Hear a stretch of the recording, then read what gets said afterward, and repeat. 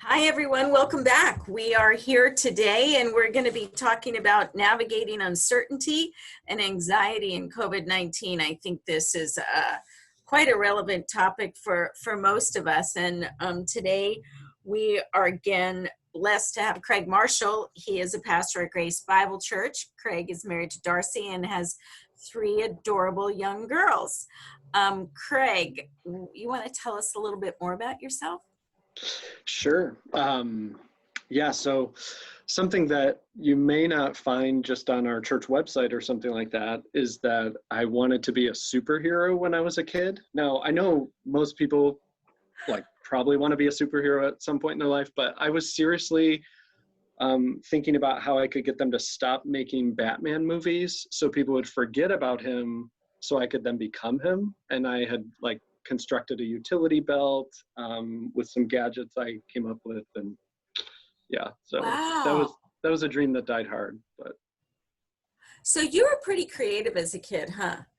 yeah, I inventing was something I really liked to do. Like when I got in trouble, my parents took my tools away, which is pretty weird. That's what I'd get grounded from, was my socket set or going to my workbench. So Oh, wow.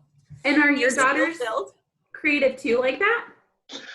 Yeah, overall, it's interesting to see that come out in various ways, but their creativity and things like that, and building stuff, and they like to help me work on stuff too. And so we'll see where that goes, but yeah, it's pretty fun. I'm surprised you didn't become an engineer. That's where I was headed, engineering and architecture. And then I was told by a pastor that most of his classmates in seminary were engineers, and having a mind that can process linearly is really helpful for theology and stuff like that. So once I actually started caring about people, pastoring made sense. When I didn't care about people, it sounded like a horrible gig. So it was more about superheroes. Yeah. Okay, but just punch. I don't want to get off topic, but sorry. That is exactly why you are so good at explaining the Bible. And when you go through a reference and a story, you can bring from one part to the other very clearly. I have to say, I'm appreciative. I know our staff is too. Yeah. So. Well, thank you. Yeah. Can you talk about the unknown in this time, and what are some of the unknowns? Boy. We could almost reframe it into, we could almost reframe it. What isn't unknown at this point? But boy, the whole COVID situation has just really unmasked for us how little we know. I feel that over and over again, every area of life that maybe because of our routine or just how things normally go, we thought we had somewhat of a handle on, or just kind of weren't even thinking about. Now all of a sudden it's staring us in the face how uncertain everything is. So And I see this across the board. I can't think of anyone I've talked to who doesn't feel this in some way. People may not come out and say I'm really struggling with anxiety right now, but I feel like we're all just feeling the effects of it to varying degrees, but everyone to some extent. Some of the unknowns are health unknowns, just not knowing the nature of this virus, all kinds of differing reports about things and data and all of that. There's lots of debate about how we should respond to it, how serious it is. There's also unknowns health-wise, just about our own personal well-being. How much of a toll is this taking on us, especially with lockdown, things like this? What is this doing to us as people? So all kinds of health concerns swirling around with it. Economic unknowns are looming large for sure. How will the economy respond? What about job losses? Will I get my job back? What are jobs even going to look like on the other side of this? Some of the institutions we're just so used to, we think, will it ever be like that again? I know older people who are wondering about how they'll find a job in this job market when they've all of a sudden found themselves without a job after 20 years. Younger people, the prospect of finding a job in a market like this, it wasn't great news to begin with, and now it's even more daunting. So you have health concerns, economic concerns. There's also educational concerns. What's going to happen with schooling? I know a lot of parents are wondering that, like, what's going to happen with my kids when that happens? What about people who have graduated, getting ready to go to college? How's that going to look? And then the field that I think a lot about too are church unknowns in particular. Even right now, churches for many of us is looking a lot different than what we're used to or what we would desire church to look like. Also, when we do get together or talk as believers, we're differing on our approaches to these and many more issues. You have politics thrown in that, societal concerns, racism, like just all these things that are layered on top of this that I think just make what maybe felt for many of us like a very safe place of the church, of like-minded people, all of a sudden can feel very unsettling and unknown, unfamiliar. And then the last category, I mean, we could keep going, but another big one that I think of too is just relational unknowns. I've had the feeling of every conversation that I go into feeling just very uncertain about it. You know, there are all these landmines out there of issues that people may differ on or be experiencing acutely, and you don't know to what extent. And so everyone kind of feels maxed out or at the end of their rope in some way. And that affects our relationships. I know many families have spent a lot of time together, and that whole relationship is feeling more and more uncertain. Dating lives might be on hold, friendships strained by the distance, all those kinds of things. So there's the good news, Tammy, of what's going on in the world right now. Perhaps we should have asked what are the no's. It would have been quicker. Well, that would be a short answer. But are there any that I missed that you think of too as you all are interacting with people? No, I don't know, Hannah, if you have any, but I think you've covered it between the health and the economic, family, relational, the education. It just like you said, everything is so unknown, and I think people, what you said about going into a conversation, that I think all of us are feeling that, because we're for sure we knew, okay, these are my people, we're all in agreement. We're not all in agreement, and there's differing views, and I keep on envisioning picking up sand at the beach and having it just fall through my fingers, because that's what it kind of feels like. I'm like, what is this? And the steps to life are slower and more intentional. I think they have to be, because there's so many unknowns, and as a result of these unknowns, then we end up getting anxiety or feeling I don't even want to have this conversation today, or what used to be the norm work-wise, how things are done. There's a whole new normal when you get in the car, when you drive to Vaughn's, when you drive to church, if your church is open.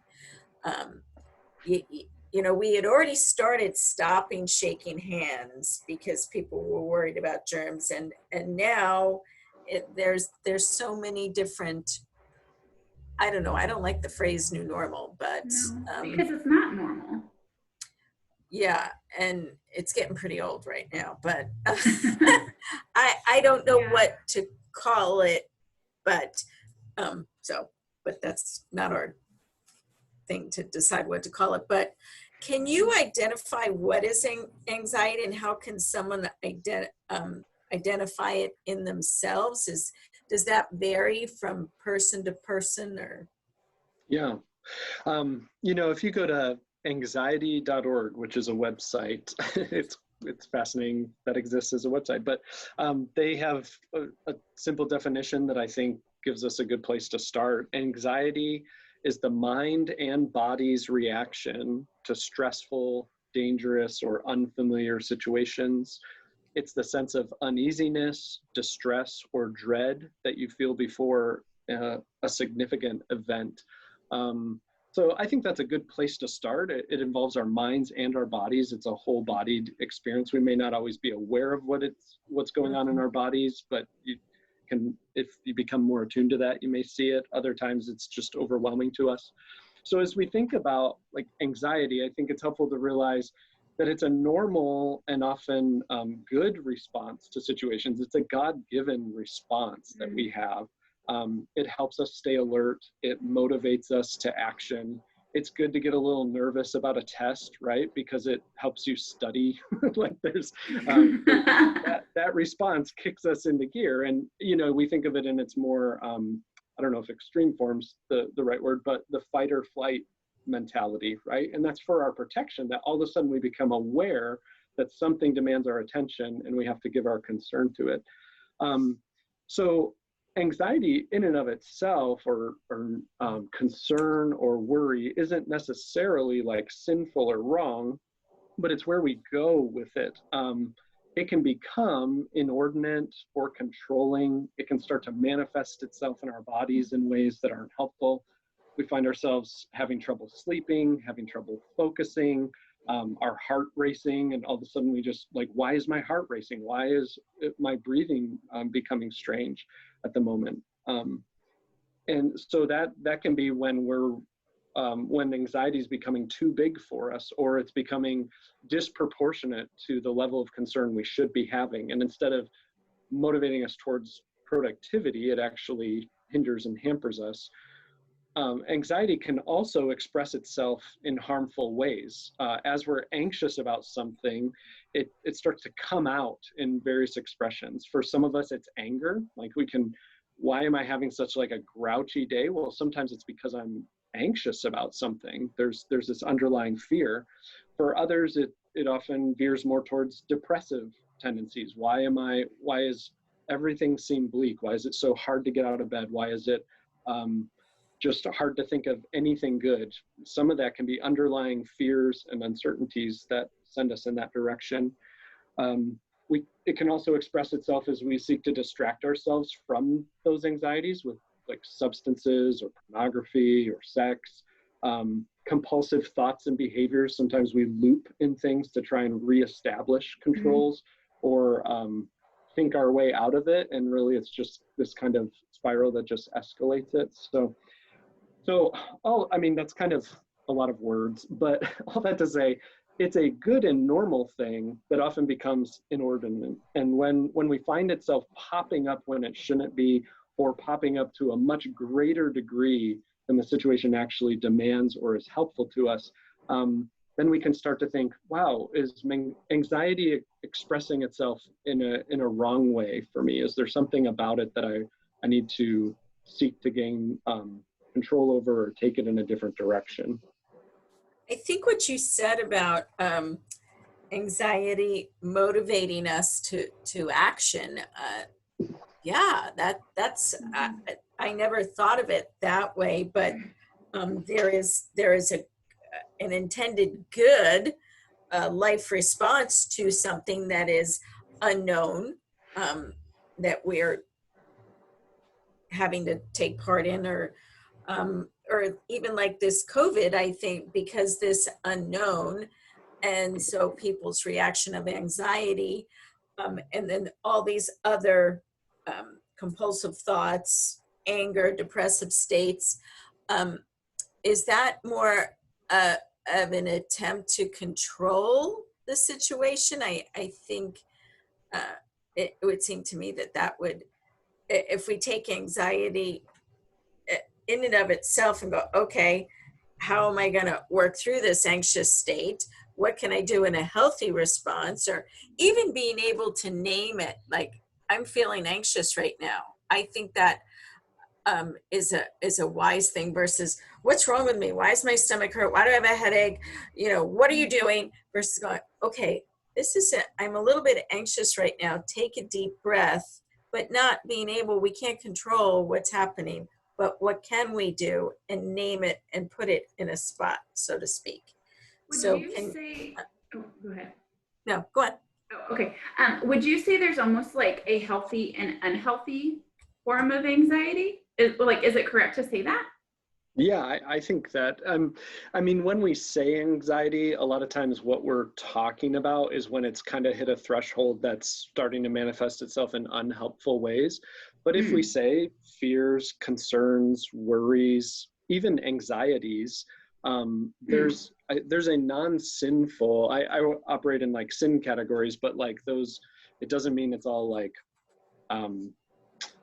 doing something wrong. Yeah, but it's less than it's supposed to be. It's unhealthy expressions of it is a good way to think about it too. So most of the things that we experience as people, especially on the emotional spectrum, are because we're created in God's image, and these are things about him that we express. When we think of justice and when we see wrongs done, there's something that wells up within us that often comes out as an angry response, but what's underlying that is something that's godlike in the sense of we see perceived wrong. So also, I think as we see things that require our action, our body kicks in on that, our minds kick in on that, but then they can go in unhealthy ways. Tammy, part of what you were expressing is, some of it is a desire to like control it. And so we just work harder and we just do these things. The other temptation, I think, is really to like escape from it, and so we drink more and we, which is a way of controlling it too. But I often see, for me, bucket wise, it's like, are we seeking to control, or are we seeking more to escape? And depending on the day, we may do one or the other, or our personality type may veer towards one consistently. It's good to realize about ourselves. Yeah.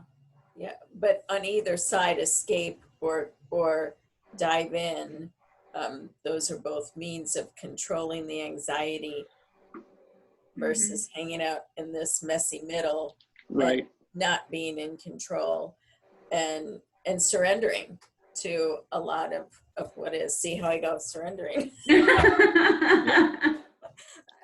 It's just a whole body response.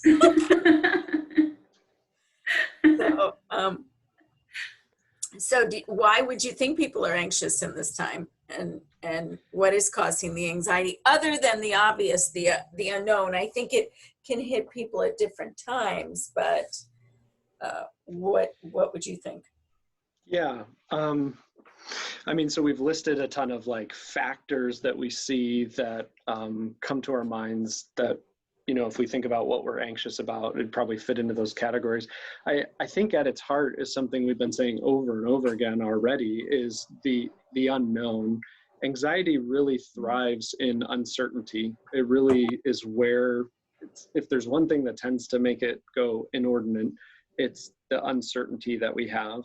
And as we think about the COVID situation, part of what it's done is we as creatures are always operating in an uncertain world. Like, there is so much that we can't control, but we have some feeling of control in it often, just because of the routines of our lives, or things go according to plan or whatever. But and then at certain points, we become more aware of our lack of control than others, right? Like, you go into the doctor and all of a sudden he says, I need to check that out. All of a sudden you're, whoa, what's happening? And you never had control of your health before, but you just weren't aware of the uncertainty of what's going on in your body and things like that. But with COVID, what it's done is just paraded that uncertainty in front of all of our faces at the same time. So everyone is feeling it with, in a sense, the same diagnosis hitting them at once. And so, like, right now, it's hard to make plans. We have no idea what life will be like 3 months from now. Usually we have some semblance of an idea. Christmas is coming, and this is what Christmas usually looks like. And then something may disrupt it periodically in our lives. But here, we're all walking through it together. And so I think that's a big thing people are feeling in the midst of it. And then also, so related to that is, we're all feeling uncertainty. And then what I think COVID has also unmasked for us are the ways we usually keep anxiety at bay that are often kind of band-aids to the situation, maybe idols we turn to, or things that just kind of keep it low grade for most of the time, and every once in a while it pops up. All of a sudden, a lot of those things have been off limits for us. Maybe it was you just go to a store, or you just go out with friends at a restaurant and just keep yourself really busy or whatever. All of a sudden you're just sitting at home, and So I think that's played a big factor into it too. Craig, is there something to be said about um, constantly looking back to what was, like defining that as a mourning, so to speak, of what, the way it used to be versus the way it is now. And um, I think that when we were naming what unknowns and reasons for anxiety, I've talked to people, and there's this desire to be pre-COVID. Like, Yeah. remember when we used to be able to do this, almost like when you're an adult now and you go, remember when we were kids and we didn't have any responsibility?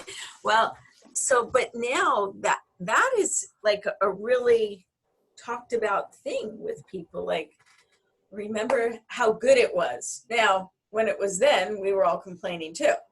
Sure. And it might get worse, and then we'll say, well, this would have been good. But can you speak on that, causing the anxiety? Like, how can we be able to name those thoughts and put that in a separate spot rather than add to the anxiety? Yeah. I think you bring out a great point of a temptation we have that just makes everything worse, is if we look back to what we think pre-COVID life was like, that then becomes and getting back to that, like that's a key indicator of like something that's idolatrous in our lives, right? A good becomes a bad God. It becomes too big. When we can ask ourselves, what is it that I'm wanting? And if we're thinking back to what I want as a pre-COVID life, and especially about, most of us have specific aspects. I just want to be able to go to a restaurant again, or go to church again, or, most of us know it may not be the entirety of our lives that will be coming back to normal anytime soon. But when we hold that out, what it's showing us is that's what's going to make everything okay, is a pre-COVID lifestyle in some way. And then the way that adds to anxiety is we can't get there ourselves. We don't have control over getting there. And our attempts to do it are often very frustrating.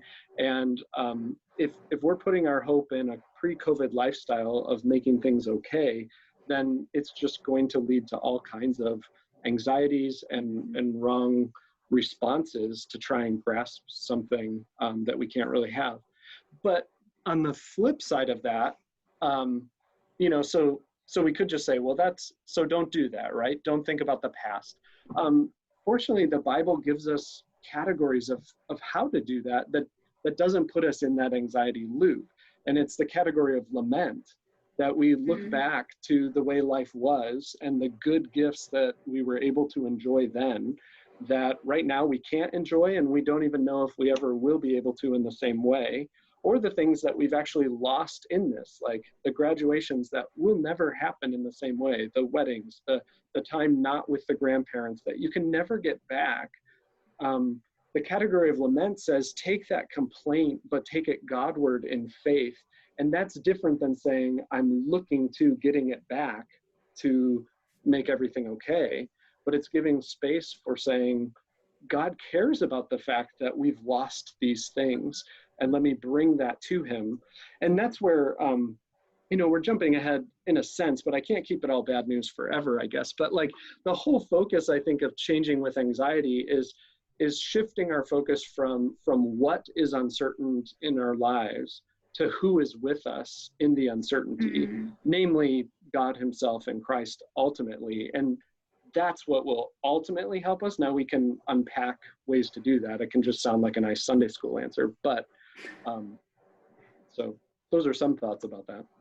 Yeah, that's good. I like that. I have another question, totally not on the script.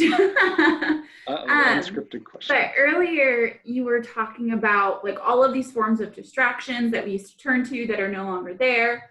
Are there such things as healthy distractions? Like, for example, some people that I'm very close with, they love rock climbing. They love going on these hiking trails. They love going to the gym. And so many of these things have been taken away in COVID. Like, is there, like, to what point is that healthy? Is that unhealthy? Yeah. Yeah. That's a great question, because sometimes we can be tempted, especially if we're having like a Christian conversation about this, or a conversation about this in the church. It can be just like, just focus more on Bible verses. It's not talking about like being out in nature or exercising or poetry or songs, or, it's just like, have a better devotional life. And that really truncates the richness of how God understands us as embodied creatures, right? So Yeah. there are all kinds of good gifts that we can enjoy from God that help us in the midst of our anxieties, that we can say, wow, there are still good things to be enjoyed right now, even if it's not to the extent, like the sun is still coming out, and we can still walk outside, and we can still talk to family, even though it might be partly digitally or whatever. I can still listen to music. Where it becomes a problem is when we're looking to those things as the escape rather than as a gift to be enjoyed. But if we're thinking having this is what's going to make life okay, we will always be disappointed, and it throws us into patterns of all kinds of harmful behavior. But no, I think making a list of things that we can be thankfully enjoying in this life, and at the top of the list really are things like exercise, being outside, music that's uplifting to us. Those things really help us when we're tempted to tunnel inward on all the uncertainties around us. Is that helpful? Does that make sense? About the gift versus an escape, or viewing it as a gift versus the answer to things. Right. How many times, and there's a thankful gratitude attitude to have versus that I need this versus it's a gift that's blessing me, and God is the leading role, and we're the supporting cast in that. The looking for him in the wind and the smells outside. Those things have still stayed the same. The colors. Yeah. Yeah. And while we're on that, an amazing passage of scripture that speaks of that is in James 1:16. It says, "Do not be deceived, my beloved brothers. Every good and every perfect gift is from above, coming down from the Father of lights, with whom there is no variation or shadow due to change." First of all, he's saying, don't be deceived. We're tempted to be deceived about God's gifts. Right. And then also, in the midst of everything feeling like it's changing, right? Are restaurants open today, not open today? Like, what's going on? There is one thing in the universe that's not changing, and it's God himself. And what's being highlighted about what's not changing about him, although it's all things, is in particular the goodness of the gifts he's pouring out upon us, even in the midst of it. And that's somewhere to go, someone to go to when life is swirling out of control, and most of what we're feeling is what we've lost. There are still good gifts coming, even with those losses. That's good. I think what you said about truncating, though, because you can have that feeling and go straight to scripture, and it's like, well, that didn't make me feel good right now, but it's a whole mindset. Like, take a deep breath here. Just because I read it, it's not a name it and claim it thing. You have to focus on that and release it. Because we're not in control, and those thoughts and those anxieties. Breathing is really good. My little watch here ticks me off and says breathe. So it's a great thing. That's a good segue to our next question. So somebody, maybe they can see that they are struggling with anxiety and they identify it in themselves. What's a good first step after we identify that? Yeah. So David Powlison, he's no longer alive, but wrote all kinds of helpful kind of biblical Christian counseling type things. And he has a little booklet on worry. And so I just want to give him credit for kind of plagiarizing some of these things. But I find the steps in there to be kind of a helpful rubric of just what to get on the table. You're asking for one step, but I'll say, like, maybe it's like 3 steps onto the next landing or type thing, but they're kind of related together of just kind of analyzing what's going on. And some of it's what Tammy already said. The first thing he says is name the pressures. Give clarity to what you're actually concerned about. Just give voice to what it is you're worried about instead of just go, or turn from it or whatever. I am concerned that I'm going to lose my job. I'm worried that I'm going to get sick. I'm worried someone I love will die. I'm worried this relationship will never be the same. Just give voice to what you're actually worried about is step one. With that is also, he says, identify how you express anxiety. So that's not only what am I worried about, but how is it coming out of me? What is this affecting in my life? How is it showing up?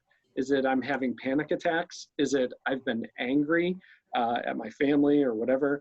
Is it I'm having obsessive thoughts and I just can't get out of these loops? Is it I'm not sleeping well because I just play these things over and over in my head? So how is this manifesting itself in my life? And then kind of the third step in this first step is ask yourself, why am I anxious? Which you may say, well, you already said that. You already said name the pressures. But asking us why those pressures are making us anxious actually gives a window into our heart.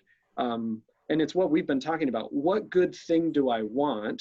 Usually what we're nervous about are good things, but I want it too much. So maybe it's, I want to know I won't be poor. I want to be healthy. I want to be loved. Like what's underneath those fears that you have? So I would say that's step one, is just kind of the heart check of those things. And a lot of times, especially pre-COVID life, we would just stay so busy we never even really asked ourselves these things. Now they're staring us in the face, and it's a great time to like grow these muscles of, in a sense, they're introspection, but they're going to go out beyond that. And that's kind of the next part of this. But yeah, that's awesome. And although it is multiple things, I think that is a great step. And I think even within those 3, like that just would give us so much insight to address whatever it is and to speak truth into it, because we can't speak truth into it if we don't know what it is. Exactly. So if we were to describe kind of this first flight of stairs onto the landing, it's like, what in the world's going on? Like, just stop and think, what's going on? So then we can say, where should we go with it, or to whom should we go? But usually we just run to, what do I do? And we don't even know what we're fighting, you know? No, so giving voice and asking why or what should I do? So the 3 really quickly, it's name the pressures, identify how you express anxiety, and then ask yourself, why am I anxious? Yeah, those were the 3 that Paulison lays out that I think are a good handle there. Those are so good. And then, so somebody has addressed this, but they're still just feeling anxious about the unknown and all the things that are going on. How can somebody navigate the unknown and the anxiety? Yeah, so that's where we come to the landing of those first 3 steps, and then we say, all right, let's go on to the next steps, which say, how are we going to respond to it, kind of. And Paulison goes on with another 3.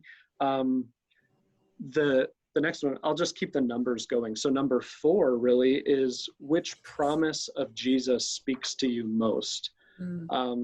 What that calls us to do is to stop and say, if what I'm afraid of is being poor, if what I'm afraid of is being unloved, if what I'm afraid of is death or sickness, what promises in Scripture, what truths of what God is bringing us through Jesus Christ, if we're a believer who's trusting in him, actually can help us in the midst of this. And he walks through Luke 12:22-34, and which talks about anxiousness. And I'd encourage you sometime just go to that passage, and he pulls out of it 7 promises that Jesus gives there, even from like looking around at nature to birds and things like that. What does that tell us about who God is and how he cares for us? So when it comes to navigating, then it's we move from what is going on to, well, what does God have to say about it?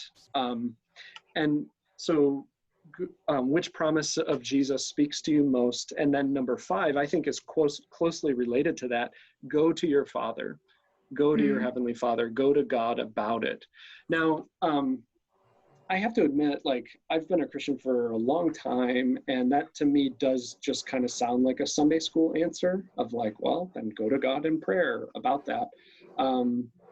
But I've just come, especially in the midst of this whole COVID situation, to understand that in such a different way. A lot of the reason for that is a book called Gentle and Lowly by Dane Ortland. And there's actually, we'll talk about resources at the end, but he actually has a podcast for free that's 14 days that just gives a preview of the book. It's just amazing. So if you don't even have the book or you don't like to read, you could just go there. But what it unpacks is Jesus' heart, which shows us the Father's heart towards us. And really, so much of the reason we're anxious about things is because we really don't understand how great God is and how much in particular he loves and cares for us. If we really understood the loving care of God, and if that's what interpreted, if we were able to use as a grid through life circumstances, we find those anxieties fading rather quickly, because we find that who we're with in the midst of it is someone so good, so loving, so merciful, so showering gifts, so all about our good, so for us and not condemning us, so consumed with our eternal good that he sent his only son. Like, it just changes how we experience our lack of control, because we ultimately come to find from Scripture, he's in control. And he's always, and what's amazing is he has bound his control of all things. Romans 8 tells us that he's working that for his glory, which makes sense. God showing forth how wondrous he is something that he's all about. But what's amazing about Romans 8:28 is it says, not only is he working all things for his glory, but he's inextricably bound that up with our good. So much so, I just find that mind-boggling that that everything God is working in history has your eternal good in mind. And we just don't even have categories for how any being could be that loving and that good to us. So that's kind of a long answer to the go to your Father, but the go to your Father with those worries and concerns is a key step of that process, moving from what is uncertain to who is actually with me. And then the last step that Paulson gives is he calls it give, but I just would rephrase it a little to do something constructive. So it's not just sitting and meditating, but also this is where what we talked about earlier with these good gifts that God has given us to enjoy, utilizing them for our battle for faith. Maybe it's go exercise or go for a walk. Maybe it's sing out loud to some of your most uplifting songs, because it starts to re-regulate our breathing and our breathing gets really weird in the midst of this. There's a lot of things going on with our bodies that just sitting isn't going to remedy, but walking, singing, reading poetry with a different cadence to it, and it pulls our thoughts out of just the loop we've been in and makes us contemplate different things, good things. So those are some things, is, exercise, sing out loud, read poetry out loud, find a person to talk to about this, get outside of yourself. And what Paulson emphasizes with the give is also, what good can you be doing towards your neighbor today? And often that has a way of counteracting our anxieties as well. Even in the midst of a crazy world, God is at work bringing good. The sun is shining upon the righteous and the unrighteous, and we can manifest that good in the world, even when it's a pretty crazy world. Serving others other than yourself. In this time. On the go to your Father, I'm thinking for listeners that are out there are like, that might be frightening to some listener going, what do you mean go to my Father? I remember years ago somebody talked to me about doing that, and I thought, what the heck? So I remember putting a chair in my office and like, an empty chair, and okay, God, it's me and you, just like as if I was talking so I could have this. So what do you want to talk about? Just sitting there and in the presence. And now I'm very comfortable having that time, but you have to develop that. You have to, that's a relationship that grows, right? When Right. you say that it's a continual movement. Right. Yeah. And that's where, we talked a little bit earlier about kind of formulaic routines that we could think of, like, well, I read this verse and then boom, my fluttery stomach should go away, like I should be fine. And that's far different than a relationship. It's a strengthening of muscles. It's a deepening of knowledge. And so it's this pattern over and over again that isn't some complicated ritual. A great place to start is just saying, Jesus, I am anxious, please help me. It turns our posture outside of ourselves towards God for help. We come to the Father through Christ, Right. and it's through understanding the love that God has expressed through his Son. And so from there, then just talking through what that kind of first flight of stairs was. Boy, I am afraid of losing my job. You know what my job is. You know the future. Like, you know all of these things. You know that I've been really snapping at people around me, or I've been depressed. You know that, and you love me in it. And you know that deep down inside, part of the reason this is such a big deal to me is I want certainty about my finances. I want certainty about my health more than I trust you with my health. Will you help me to trust your heart towards me in this? That's good. Will you help me? So that's just a conversation of unpacking our heart to the one who already knows our heart. I like that. Unpacking our heart to the one who already knows our heart. And I think that's so important to get, because like things have to be good vertically, right? Before we'll see the change horizontally, or things good vertically before we see the change in our own body when it comes to anxiety and how we respond to that. So that's us and the Lord. What about us and other people? How can someone help a friend that's struggling with this? Yeah. Really, a lot of it's just kind of helping them with this conversation, that you can be a visible manifestation of God's love to them in the midst of that. So asking, listening, and understanding. Continuing on in James, we should be quick to listen, slow to speak, slow to become angry, for man's anger doesn't accomplish the righteousness of God.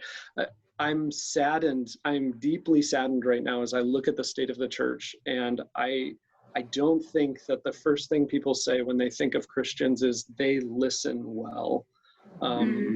And that should be what defines us in so many ways, because we understand sin, we understand suffering, we understand the human experience of that, and yet we understand the beauty of the uniqueness of everyone created in God's image and yet different. And so it gives us a humble posture to listen. So helping walk through some of those questions we talked about in that first flight of stairs, creating an atmosphere where you can honestly tell me, I'm scared I'm going to lose my job. Or directing those questions. What is it that is keeping you up at night? Would you mind sharing that with me? And then, kind of walking through those questions to hear them. That's kind of step one. As you develop enough of a relationship where you have credibility with a person, where they know you love them, you can gently and graciously remind them of these truths that we've been talking about. What do we know about our Heavenly Father? Well, it doesn't feel like that right now. Okay, I don't need to jump down a person's throat about that. I know it doesn't feel like that right now. Like when we look at our circumstances, it often doesn't feel like that. What does looking at the cross tell us, though, about how God views this? Things like that. So walking through some of those promises, and then it's just all the things we've been talking about, but just doing it with somebody, kind of providing help of, boy, would you like to go for a walk while you're anxious? Like what tends to be helpful during this time? Can I be a part of that? Could you serve me in this way? Sometimes that's how we help people too, is by needing to be loved by them, telling them about our fears and anxieties. I think sometimes we're afraid that if someone's already struggling with anxiety and we tell them about what we're anxious about, it's just going to put them over the edge, which actually usually isn't the case. We walk through that together, and it gives them a role to help us in our anxieties. Those are a few thoughts that way. Yeah, and I think too, like if you're the friend that's struggling with anxiety, like have a heart that's open to help and open to listening to the encouragement and truth that your friends are wanting to share, and trust that like they are people that have your best interests at heart. Yeah, but I think, yeah, it's so important just to recognize in yourself, like, no, we need other people. And a lot of times people can see so much more clearly than we can when we're in the thick of it. What final word would you say to someone that is struggling with this and they just feel like it's not going to go away? They kind of just feel like trapped by it. Yeah. I mean, it's such a loaded question, because I'm so curious what's making them feel so trapped by it. So I'd hate to be trite in my response, but I think in the midst of listening and things, where we'd probably get to is we're often anxious because of how uncertain things are. And right now they feel very uncertain, but we have this amazing promise of God that one day through Christ, all the uncertainties will fade away. One day we will just have the certainty of glory and the perfect delight of being in God's presence with one another. And in the meantime, we don't really need the uncertainty to go away, even though it feels like that's what would fix it. It's really not going to go away, but we need to know who is with us in it, and leaning into that in a way that cries out and seeks to lay hold of Jesus and say, help me. He won't let us down in the midst of that. He's big enough to handle the uncertainties of this life. His care and love is strong enough to anchor us. He has felt the bottom, and therefore he knows the depths of what we face, and can show us goodness in the midst of it. So just getting back to the, I'm anxious about thus and such, help me, Jesus, is kind of where I'd want to go. Yeah. That's good. That's good. Thanks, Craig. What resources are out there for someone who's struggling with this? You mentioned some earlier. Right. And if you could give us that Gentle and Lowly again, that was Dane. Yeah, Dane Ortlund, Ortlund. And so you can search, like if you just type in Gentle and Lowly podcast, it'll bring that up. And then you can also see how you can get the book, if that's something you're interested in. What's great about it, it's 20 something chapters, and they're very devotional in length, but some of the most profound, rich, sweet expressions of the heart of Jesus that I've ever read.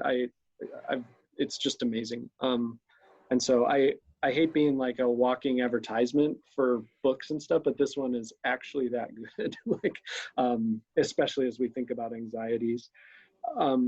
There's an organization called CCEF, and ccef.org has some great podcasts and blogs and videos. You can search the topic anxiety there, and they'll unpack a lot of these things. David Powlison was a part of CCEF, and so some of his stuff is there, along with Ed Welch. And then the other thing too is just reaching out to a pastor, to a wise spiritual mentor, to either walk with you through it or point you to someone who can. That's somewhere to go. But anxieties, like most struggles we have, thrive in secrecy, so bringing someone into them. Hannah, what you said was great though, the humble posture of actually wanting to receive help, not just assuming no one can fix it or I don't know what, but just humbly saying, this is the way God comes to us in these things, is through the love of other people as they help point me to him. That goes a long way. Yeah, and I think that's a lie that many people would believe, though, that nobody would care. So, and so many of us, we're honored to walk alongside somebody that's struggling, especially those of us who have struggled at times. And I would say all of us have that. Why would we not want to walk alongside somebody and give that compassion to them? I think there's a subtle shift that happens where people start to think that they are burdensome versus they have burdens. People in the scriptures aren't burdens, they have burdens. And then God takes on those burdens and he gives us the privilege of carrying them with other people. And whenever you've been able to carry someone else's burden and lighten their load, it brings joy to your soul, like to be able to serve in that way. So it can be helpful when we're the ones who are feeling overburdened to remember just the beauty of how God works that way. Sure. Yeah. Well, that's great. That's great. What is a recent challenge that you've overcome? Yes. I did grow a beard this year, so I don't know if that qualifies for it, but that was a challenge, getting past the itchy phase of that whole thing. But as I was thinking about it, we've had some remodeling projects during lockdown, which have been kind of fun to do in some ways, but then also challenging. I made a planter for Darcy that she was wanting, and so it's really cool to be able to look at that. And then we rebuilt a fence. So these things that I hadn't done before that we were able to tackle together, those were kind of fun to overcome, I guess. Sure. And they are challenges, even though you're a builder and an engineer and all that, it still can be challenging. And I'm sure with your 3 daughters, everybody wants to help too and have different ways of doing things. Exactly. Every day's different challenge. That's for sure. That's neat. I'm glad you gave us a fun challenge, because that can inspire those of us who are like, should I be building this? Now they can go accept that challenge. I'm sure Home Depot's gotten very familiar with you. Oh man. I feel like I've been putting all our Home Depot receipts in an envelope and it's just like bursting at the seams. It's been mind-boggling, but yeah. And it's packed down there. Yeah.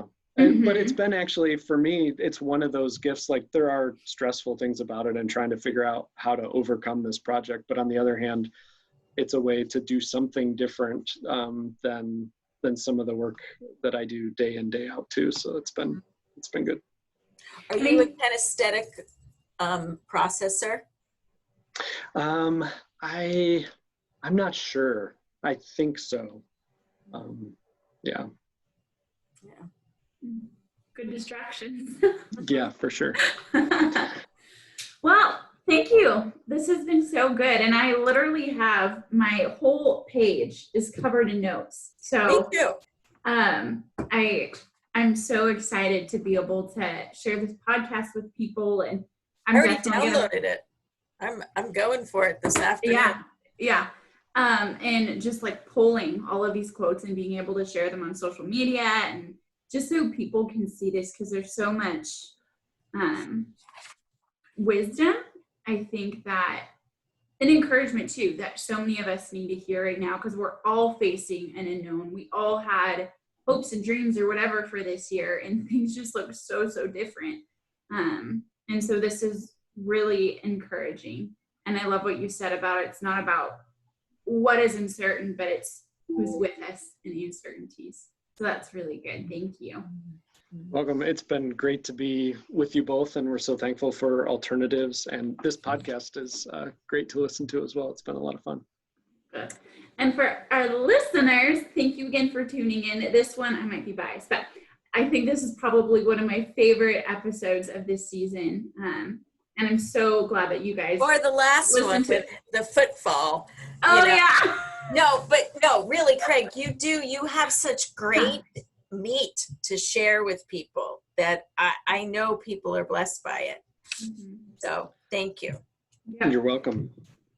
Alrighty. Thank you guys for listening. If you are on Instagram, Facebook, make sure to check us out there. Instagram is just @Alternatives MC, and then Facebook, we are Alternatives Medical Clinic. Talk to y'all soon.